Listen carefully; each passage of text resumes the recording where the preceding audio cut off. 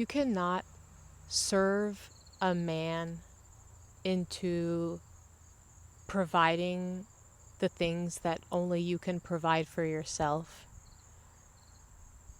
You cannot serve a man into showing up for you only the way that you can show up for yourself.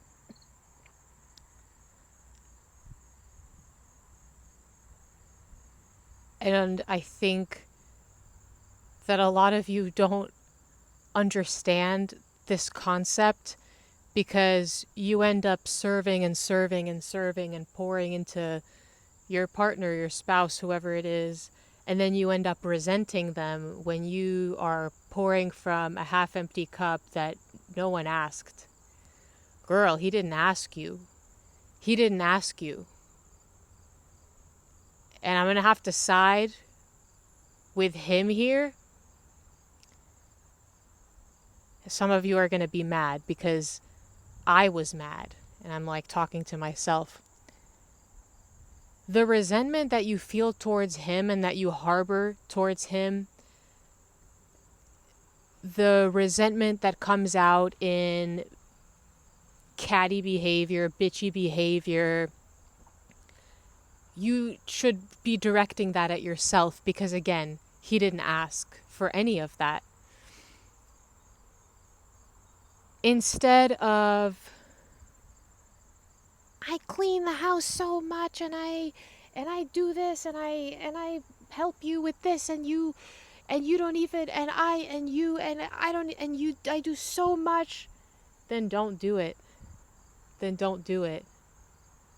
Well, if I don't do it, then it won't get done. Then do it for yourself and shut up. Cause he didn't ask. Why are you like? It's like you kill something and then you like wipe the blood on him and you're like, look, I killed this thing for you. I didn't ask. He didn't ask.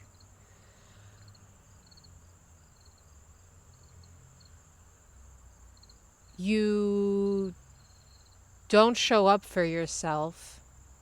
And I'm speaking very specific to male-female relationships because I see this dynamic play out a lot and I've experienced it firsthand. You do so much for this person that, again, I'm gonna say he didn't ask so many times in this video, so just that's kind of that's really what I'm trying to drill into your head, is that he didn't ask. You clean, you cook, you do this, you do that. And perhaps he is not a person who can appreciate it. Perhaps you cook a beautiful shepherd's pie with ingredients that you paid for. You paid for organic lamb. You paid for organic peas and carrots. You didn't use instant mashed potato mix. You bought organic potatoes from the farmer's market that maybe you walked to. I'm painting a metaphor here, okay? This isn't about a shepherd's pie, although you spent hours in the kitchen just kind of slaving away, making this all day. There's so many steps, right? You gotta cook the beef, you gotta cook the vegetables, the onions, the garlic, the spices, you gotta season it, you gotta boil the potatoes, and then you gotta let the potatoes cool, and then you gotta peel the potatoes. And then, once everything's out, there's 8,000 dishes in the kitchen. And then it's not even done yet. You've just prepared the ingredients. And then you make it all. And then you're so happy, you're so excited. You're like, I served you this I made a shepherd's pie for us. And he's just like, oh, thanks, it's good, I guess. And you just feel absolutely crushed. Absolutely crushed. And you do it once, twice, 3 times, 8 times, 27 times. And then maybe the 28th time, you should realize that you're being a dumb bitch. Perhaps your partner is not someone who can appreciate the nuance of a damn good shepherd's pie, because their level of appreciation stops at a chicken quesadilla, or it stops at chicken, rice, and beans with salt and pepper. And then you try to explain to them, but the ingredients, and I took so long, and why don't you like it? Because he doesn't like it and he didn't ask. He doesn't like it and he didn't ask because he can't appreciate it. So what you're going to do is you're going to stop that bullshit and you're going to start making shepherd's pies for yourself. Okay? That's what you're going to do. You're going to stop waiting around for him to finally get up out of his computer screen, playing his video game, scrolling his life away on his phone, from begging about the same things, very basic things. You're not asking for like a 5-carat Tiffany's diamond ring. You're just asking for them to get off their phone so that maybe they can appreciate the metaphorical shepherd's pie a little more. You're going to stop waiting. You're going to stop waiting and sitting and serving others. And you're going to serve yourself the shepherd's pie. Because again, you do it once, you do it twice, you do it 3 times, and then at one point, it's just a lesson that's continuing to be taught until it's learned, and you clearly haven't learned it yet, and you're just giving. You're gonna bleed yourself, sister. You are gonna bleed yourself. And why are you doing this again? Why? Just in hopes that in hopes that he just might show up for you and buy you this and do this for you and do that for you, and maybe if I keep bleeding myself and cooking and cleaning and then resenting him for things that he didn't ask for. He didn't ask. Get up, get your ass up. Anytime that you feel so inclined to service this man, to wipe his nose, to clip his toenails, to cook for him a meal that he cannot appreciate, I want you to take that same energy and invest it in yourself. I want you to go for a walk. I want you to unravel your yoga mat and stretch. Doesn't have to be crazy. We don't have to do anything crazy. Just show up for yourself. I want you to take those crochet supplies that are sitting and collecting dust in your drawer that you said you were going to make this blanket and you're going to start a project and you're going to learn how to do this stitch and that stitch, and you never did because you were too busy serving someone who couldn't appreciate it. And you're going to make the fucking blanket. You're going to go to the gym and you're going to put yourself through a sensational workout. And then you're going to go to the sauna to seal everything in. And then, if you have any energy remaining, if you so feel inclined, if you so feel like it, you can make him a chicken quesadilla with the generic store brand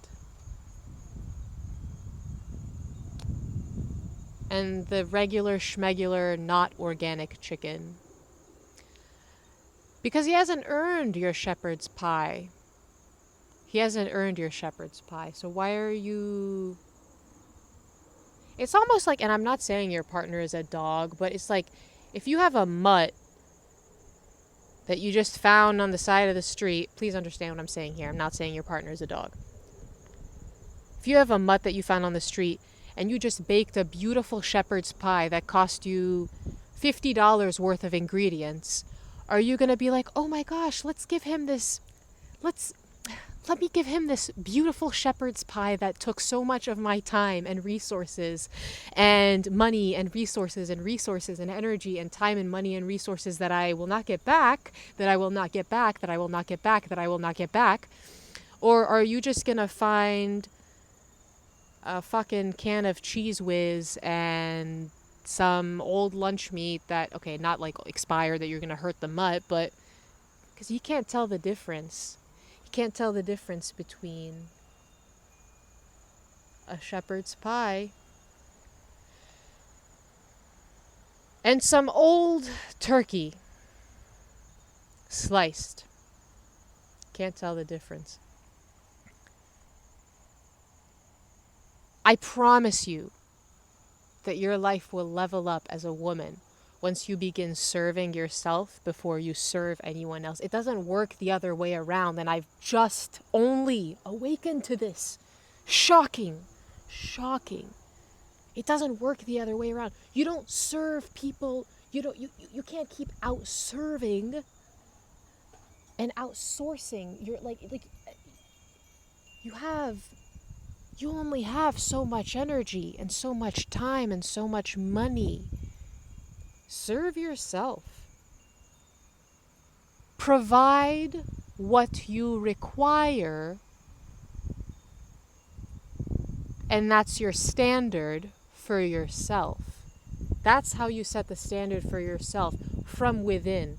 It is not external, it's internal. It's very much internal.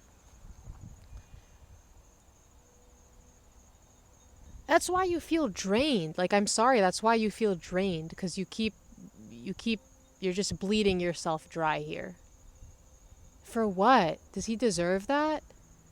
Does he deserve that more than you deserve it for yourself, lady? Idiot. You're being really stupid, okay? When you conjure up a plan, you want to go see a new city. You want to go to Manhattan. You want to go to New York City. You want to go to Charlotte, North Carolina. You want to go to Philadelphia. You want to go to Chicago, Illinois. And every time that you bring up said potential plan, of course within budget, within reason, we're not gonna stay at the W, right? And have like steak dinners and stuff. I mean, if that's your budget, if you've worked for that, that's beautiful. Please go have a steak dinner. Not what I'm saying. Within reason. And every time you're met with, well, I don't have money right now. I don't have money for this. We don't have the money. And I have work and I don't have time and we don't have time. Are you going to... hold on. And when they say they don't have money, you see very much what the money is being spent on. You see that they're spending it on outings with their friends. You see that they're spending it on eating out. You see that they're spending it on new shoes, new outfits, new video games, new.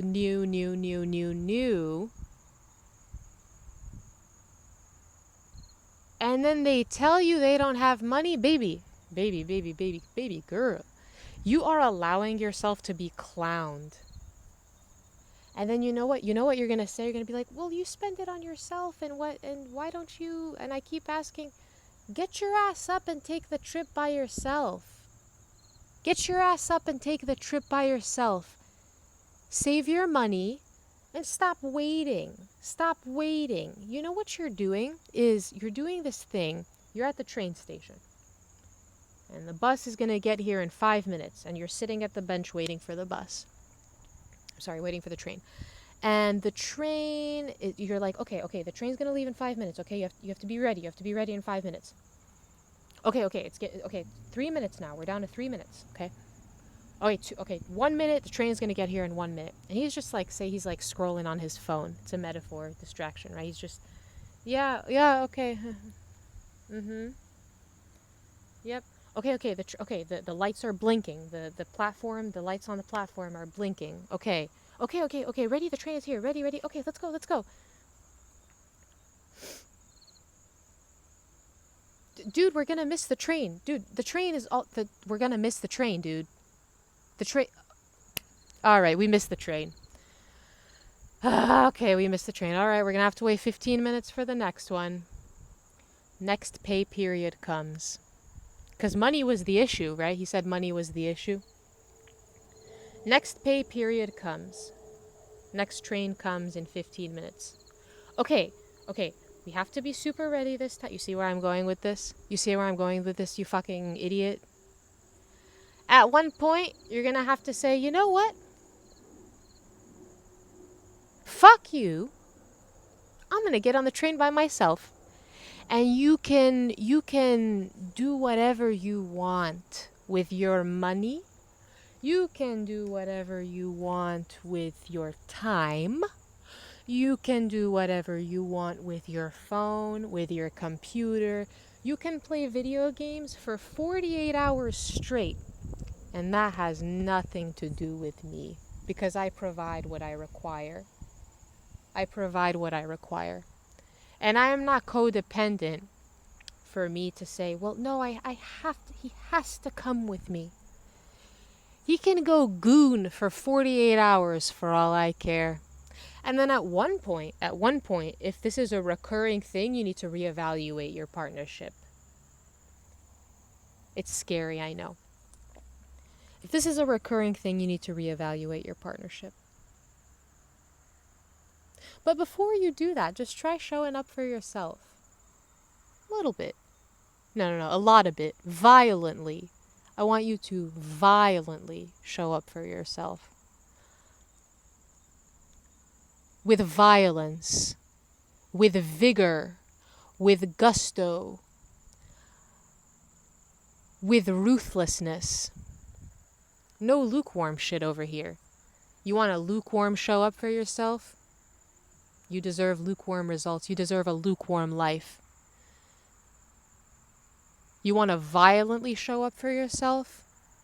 Then you will violently reap steaks, glasses of red wine in Chicago, Philly cheesesteaks in Philadelphia.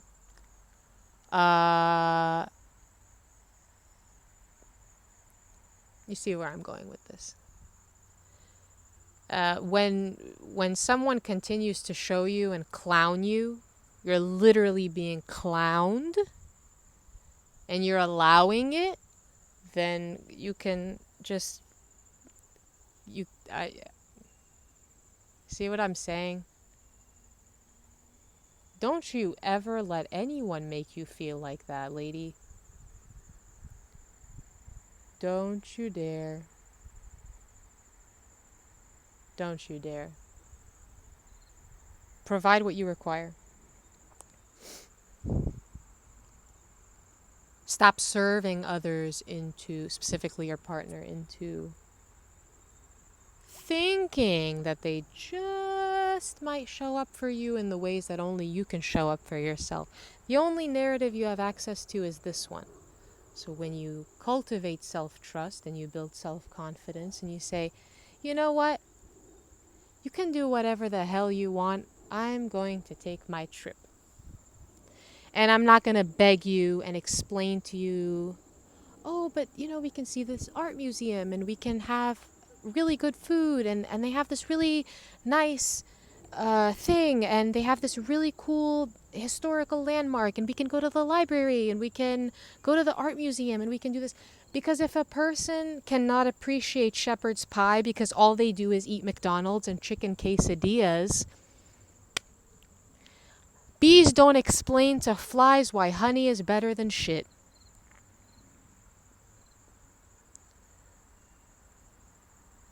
keep letting that happen until you're fed up. You're going to keep letting it happen until you're absolutely fed up and you feel like a joke. And let that anger fuel you into ruthlessly and violently showing up for yourself.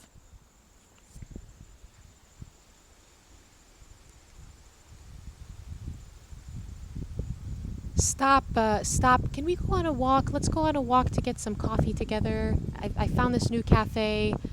It's really nice, and they have this really cool new coffee drink I want to try, and they use special creamers, and all he drinks is like Coca-Cola. He's like, I don't want to do that. And then even when he does, it's a drag. It's a effing drag. Because he doesn't appreciate anything, and he's on his phone the whole time, and he's like, ugh. Yep. And you're trying to make conversation. You're trying to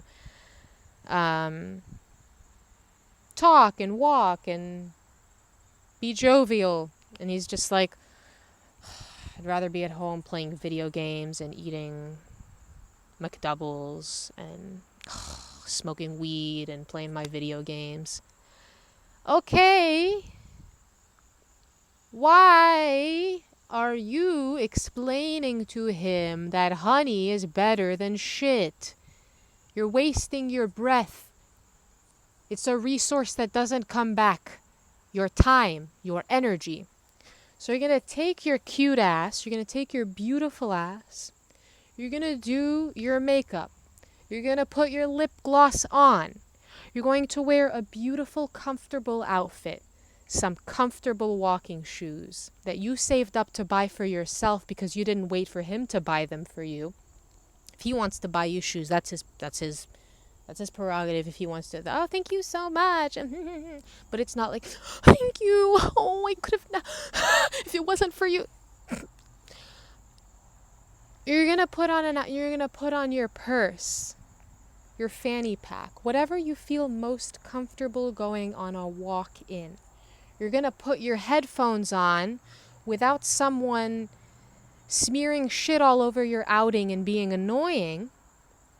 And you're going to take yourself to the coffee shop.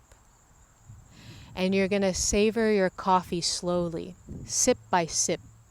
And you're going to feel the nuance of the cream that they use, the quality of the cream, of the house-made vanilla syrup, of the pumpkin spice blend that they use. And you're going to sit and you're going to take in the decor of the coffee shop, the aesthetic of the coffee shop. And you're going to be with yourself. And you're going to sit with yourself. And you're going to love it. It's a little uncomfortable at first. It's a little weird because you're so like, oh no, we have to do it together. I want to do it with you. I want to do it with you. At one point, if someone said they don't want to freaking do something with you, why would you want to do something with someone who doesn't want to do it with you and just for the sake of having company? Girl, get up. Get up. What are you doing? Have a little bit of self-respect. What are you doing, girl? We don't do codependency over here. Ew. Ew. Gross. Maybe then once you start to build this allure and this mystery and this, I don't need you to come with me or give me permission, or I don't need your money. I provide for myself so I can go on my trips. So I can go on my weekend trip to Chicago because I want to. And I'm going to sit in the park without anybody ruining it for me, throwing a damp, musty, moldy towel on my outing because they want to stay home and goon and play video games and eat junk food and smoke weed.